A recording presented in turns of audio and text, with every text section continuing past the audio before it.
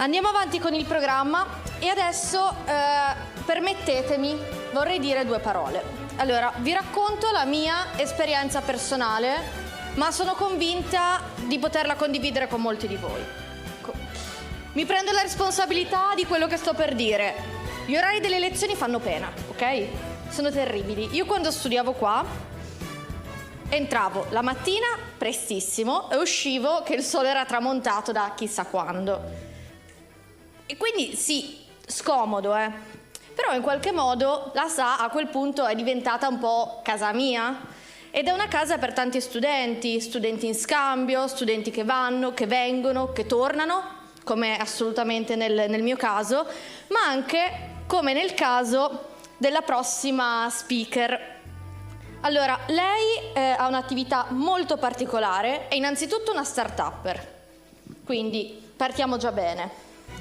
Progetta videogiochi, ma non sono i videogiochi che pensate voi, infatti hanno un target molto particolare, sono destinati a non e ipovedenti. Lei è la CEO di Novice Games, facciamo un applauso per Arianna Ortel. Grazie. Fantastico, buonasera a tutte e tutti, è veramente un piacere essere di nuovo qui. Io oggi, come spesso faccio, avevo proprio piacere di iniziare facendovi una curiosa quanto interessante domanda. Come sarebbe, secondo voi, giocare ad un videogioco senza utilizzare gli occhi? Questo perché da questa domanda, da questa curiosità è nato proprio il nostro progetto di azienda. Io sono appunto la CEO e la co-founder di Novice Games, che è una startup innovativa a impatto sociale che fonde proprio il concetto di gaming con quello di accessibilità. E oggi, nel raccontarvi un po' la storia di come questo progetto è nato, racconteremo anche un po' la nostra storia, ecco, personale, di come siamo arrivati fin qui. E se devo pensare un po' al momento iniziale, all'inizio di quando tutto questo è cominciato, mi piace farlo con la persona che forse mi ha dato un po' quella curiosità, quella voglia di iniziare, che è stato proprio il mio papà, sì, perché era lui, diciamo, che quando ero piccolina mi piazzava sul divano con 10.000 sciarpe del Toro. Sicuramente ci saranno anche degli juventini qua in mezzo, anche tra gli speaker magari, però io sono nata e cresciuta così, a Pane e Torino, mi portava allo stadio a vedere il Toro in curva maratona, mi ha fatto proprio appassionare a questa cosa, che appunto potrebbe sembrare una cosa semplice, però che poi in realtà, guardando la storia poi del nostro progetto all'indietro, per me e per altri founder è stata una cosa fondamentale, perché io me le ricordo quelle partite quando giocavamo a FIFA sul divano, che nessuno voleva fare la Juve, che tutti volevamo fare il Toro, ecco. E da quella cosa lì è nata poi anche la mia passione un po' per il gioco del calcio. E questa è stata un'altra parentesi interessante, almeno per me, per la mia storia personale, perché mi ricordo appunto quando avevo 4-5 anni che giocavo in cortile con lui a pallone, anche alle elementari cercavo insomma i compagni di classe con cui giocare, quando bastava qualcuno insomma avrà la mia stessa esperienza, una pallina di carta, ecco, sembrava di essere al Marassi, e in quel momento la classe era il tuo stadio, ok? Quindi da quel ricordo lì io ho iniziato insomma un po' forse anche a rompere le scatole, a dare fastidio.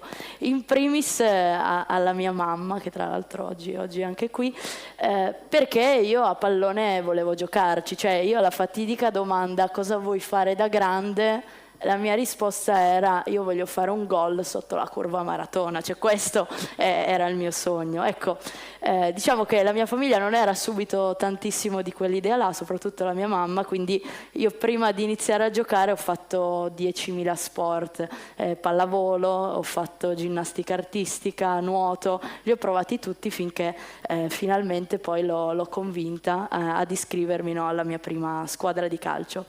Perché vi racconto tutta questa cosa? Magari, ecco, può sembrare una cosa semplice, ma in realtà il fatto di aver potuto convincere lei è parte, diciamo, della mia famiglia, che non fosse una cosa così strana, no? Giocare a calcio per l'epoca, perché per fortuna adesso le cose sono anche un po' cambiate. Ecco, questo mi ha dato un po' il coraggio, la forza di dire: ma allora mi posso buttare, posso fare quello che voglio, posso veramente cercare dentro le cose che mi piacciono un mio percorso, un qualcosa che mi caratterizzi, che mi renda felice. Così, diciamo, dopo l'ammazzata del calcio ho finito il liceo e invece di studiare medicina o giurisprudenza le ho tirato un altro ceffone fortissimo, perché ho detto: guarda, io voglio fare economia, cioè lo so che non c'entra niente col liceo classico, però a me piacerebbe fare qualcosa che c'entri col mondo dei giochi, col mondo dello sport. Vorrei, non lo so, realizzare qualcosa di mio e forse lì capirò come farlo.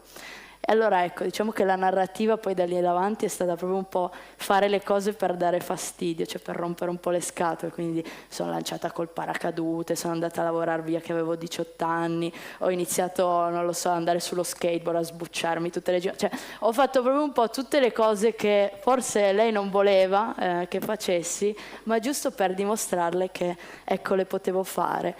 Tra le varie cose di cui, diciamo, ero appassionata c'erano anche i videogiochi. Questo è un videogioco, per me è il videogioco. Non so quanti di voi sono, diciamo, mondo Nintendo, Nintendo Wii, Nintendo DS, Switch, ecco.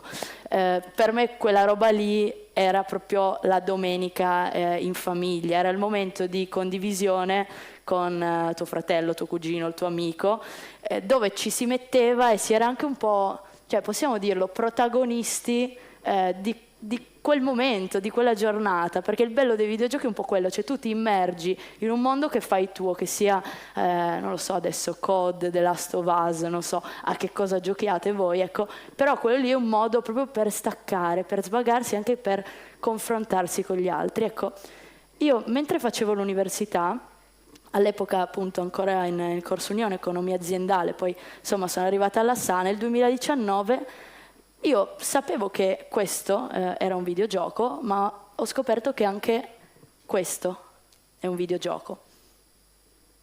Infatti per una persona cieca o ipovedente, come potrete immaginare, è molto difficile, se non impossibile, andare a giocare con un cellulare, con un PC o con una qualsiasi console di gioco. Ecco, da questa idea, da questo schermo nero, è nata proprio Novice Games, che è una startup innovativa che usa l'intelligenza artificiale per permettere a chi sviluppa videogame di crearne una versione accessibile. Come lo facciamo? Inserendo dei suoni, delle audiodescrizioni, delle vibrazioni, per permettere alla persona appunto che ha una disabilità visiva di comprendere quello che sta avvenendo a schermo.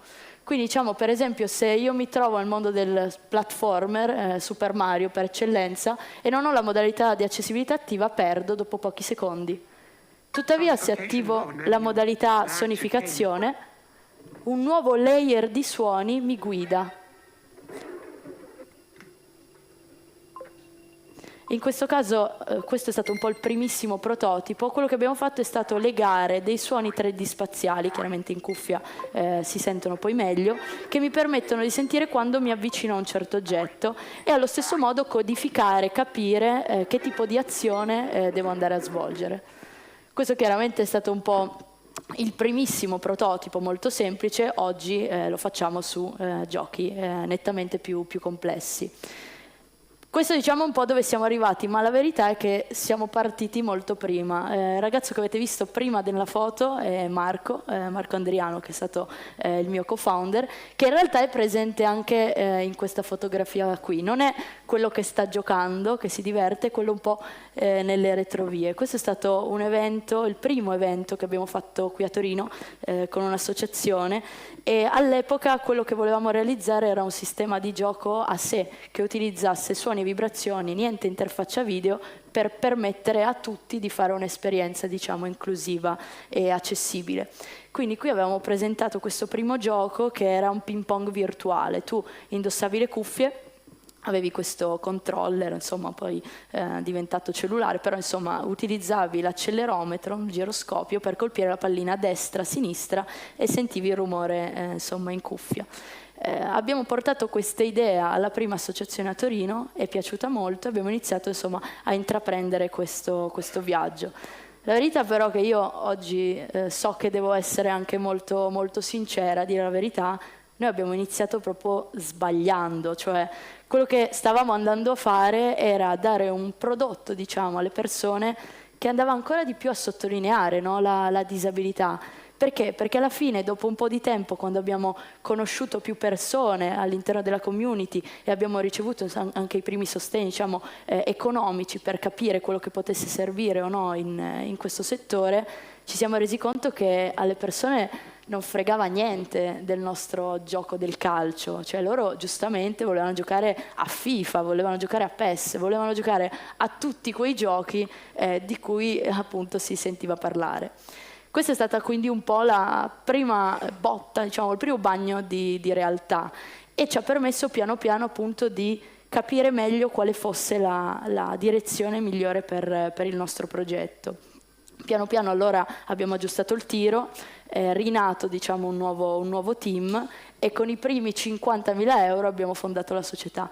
Se adesso ci penso, io credevo di essere ricca quando ho preso 50.000 euro, ho detto miseriato, cioè qua ce l'abbiamo fatta, abbiamo raccolto 50.000 euro, siamo fortissimi. Ecco, poi purtroppo ho scoperto che c'è uno sviluppatore software, un anno anche scarso, medio scarso, Pokémon base, ecco 30-40.000 euro ti costa, quindi 50.000 euro sono serviti veramente poco, ma è servito perché ci ha fatto capire che c'erano degli investitori interessati alla nostra idea, c'era qualcosa che si stava muovendo, e allora è lì a presentare l'azienda a tutti i posti possibili, cercare di capire anche dove fosse più interessante portare una soluzione per appunto chi sviluppa videogiochi. E quindi piano piano abbiamo preso un po' di coraggio finché siamo riusciti a parlare con una delle diciamo, aziende leader del settore del gaming, che è Microsoft.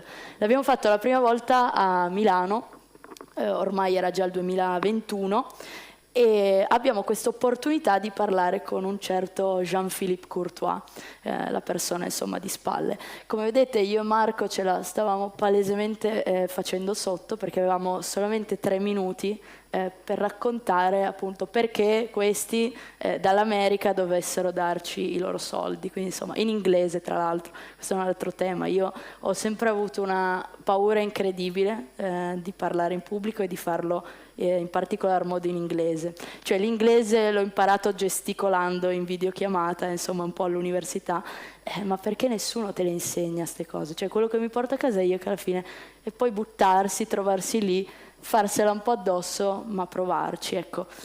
Subito una risposta a Gianfilippo non ce l'ha data, passa quasi un anno e poi insomma barcamenandosi tra un investitore, un altro, riuscendo insomma a raccogliere altri fondi, riuscendo a vendere un po' l'idea anche insomma ad altre realtà italiane di settore, riusciamo finalmente a andare in America per parlare con questo team.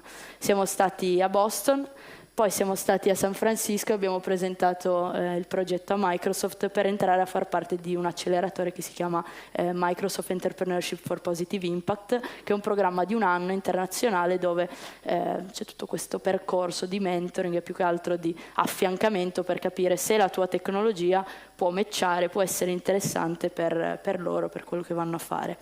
Ecco, questa cosa qui piano piano ci ha dato il coraggio per buttarci un po' di più, anche per rischiare, perché comunque io ci tengo sempre a dirlo, quando ho iniziato ero molto più spensierata, dicevo vabbè, alla fine abbiamo trovato i soldi per partire, se va male, però io qualche altro lavoro lo posso trovare. Ecco, quando inizi a crescere, all'epoca comunque avevamo già 4-5 persone che lavoravano con noi, inizi a farti anche dei pensieri diversi, quindi cavolo, ma il ragazzo che lavora con me ha 2 figli, cioè io non è che posso lasciare da un momento all'altro, quindi inizia ad esserci anche un po' quella preoccupazione, ed è importante invece, secondo me, riuscire a stare uniti, a trascinarsi, a portare dentro il team, alla squadra, persone che ti aiutano ad avere forza, avere sempre quella determinazione, perché a volte è appunto una montagna russa, a volte la determinazione cala.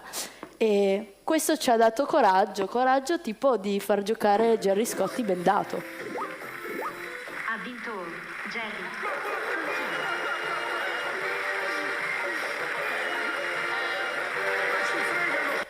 E diciamo, già così noi eravamo felici, cioè, Gerry Scotti che viene battuto da Marco che gioca bendato, fighissimo. Poi abbiamo pure vinto, cioè, quindi figuriamoci, questa è stata la massima soddisfazione. Perché? Perché alla fine forse avevamo trovato un po' una chiave di lettura per raccontare l'importanza di quello che stavamo facendo, che volevamo fare, anche a un pubblico un pochettino più vasto. Questa cosa qui ci ha permesso di tenere duro nei momenti dove i soldi non c'erano, perché non ci sono sempre stati soldi, chissà se ci saranno, non sappiamo come andrà, per il momento insomma ci siamo rimessi in carreggiata. Abbiamo iniziato a lavorare su altre tipologie di gioco, inserendo anche altre feature di accessibilità, come per esempio i filtri visivi, e lo scorso anno abbiamo lavorato su un primo gioco, diciamo un pochino più strutturato, che si chiama The Wardrobe, di una casa italiana. You really want to talk to him? I have no other choice. He'll have a heart attack if you ask me, and he'll end up keeping you company in the wardrobe. I really hope not. When you hear this sound, you have to respond to a dialogue. Scroll up or down to choose a response. Do you know where Ronald's gone? Do you know where Ronald's gone? Da questo, diciamo, sviluppo è nata poi un'altra problematica, un altro, diciamo, problema che aveva il nostro progetto, che era la scalabilità. L'abbiamo detto all'inizio, l'accessibilità costa tanto, e quindi quel progetto con Microsoft era importante che si finanziasse in una soluzione che potesse essere appunto scalabile, che nel mondo startup è una parola inflazionata ma che è vera. Quindi quasi 2 anni dopo, 2023, torniamo dal signor Gianfilippo e cerchiamo di fargli capire che abbiamo bisogno anche non solo dei loro soldi, ma del loro supporto da un punto di vista tecnologico. Cade dal cielo, tra virgolette, l'intelligenza artificiale, diventa un motore per il nostro prodotto, perché iniziamo internamente a utilizzare l'AI generativa come strumento per rendere più facile, ma in realtà per rendere meno costoso il processo di integrazione di queste feature. Quindi quello che oggi diamo è un tool di intelligenza artificiale che aiuta lo sviluppatore e gli permette di inserire queste feature senza venire incontro a dei costi così elevati. Quindi diciamo, da questa soluzione, da questa collaborazione abbiamo partecipato a un hackathon, all'hackathon di Microsoft. Da lì abbiamo chiuso questo accordo di partnership, di utilizzo di questa AI generativa in collaborazione, e adesso il team, diciamo, conta una trentina di persone internazionali, che sono metà, diciamo, nostro team Novice Games, insomma poi a progetto ci allarghiamo, ci stringiamo in base all'esigenza, e metà invece tutta questa parte di persone insomma, principalmente da Seattle, ma poi un po' in giro per il mondo. Quindi per noi oggi Novice Games vuol dire stress tantissimo, dormire poco e non avere grosse certezze del futuro, perché vi direi diffidate di chi fa startup e vi dice che è tutto bellissimo, perché di mazzate ne arrivano anche tante. Però la bellezza è che a quella domanda che vi ho fatto all'inizio noi una risposta adesso stiamo provando a darla davvero. Quindi io non ho idea assolutamente di come andrà, se tra 1 o 2 mesi potrete vedere qualcosa di nostro anche su Xbox, e me lo auguro. Però la cosa più bella è che guardando questo percorso all'indietro di cose ne sono successe tante, magari sono cose piccole ma che alla fine davvero ti fanno capire l'importanza di quello che stai facendo, e io ci tenevo a condividerne una in particolare che a me fa fa sempre sorridere, riflettere tanto. Io appunto vi ho raccontato prima di come quando ho iniziato a giocare a pallone, ecco, non avessi proprio trovato la simpatia della mia mamma. Però la verità è che poi tutto è iniziato così, vabbè, non ti voglio venire a vedere, ma il borsone, e i pallini da calcio, ma perché non fai un altro sport, ma perché non fai gli sport che fanno tutte le ragazze, ecco. E alla fine poi lei si è iscritta alla squadra di calcio. Moncalieri, calcio femminile, Moncaledi, pardon. È quella lì, e anche lì, se poi volete un autografo, un terzino di spinta, che palla piede uguale, cioè scuola comunque Toro. Ecco, e magari questa per voi è una roba che sembrerà piccola, infinitesimale, però fa capire, cioè, quanto a volte, partendo dalle cose che ci piacciono, non solo ci troviamo noi, ci convinciamo noi, ma riusciamo a muoverci e far muovere anche le persone intorno. Quindi questo è quello che vi auguro, cioè trovare nella vostra diversità, nel vostro magari essere strani o essere piccoli, poi quella forza che vi faccia sentire anche un po' unici e speciali. Grazie mille per l'attenzione. Grazie Arianna, grazie a tutti. Adesso è il momento di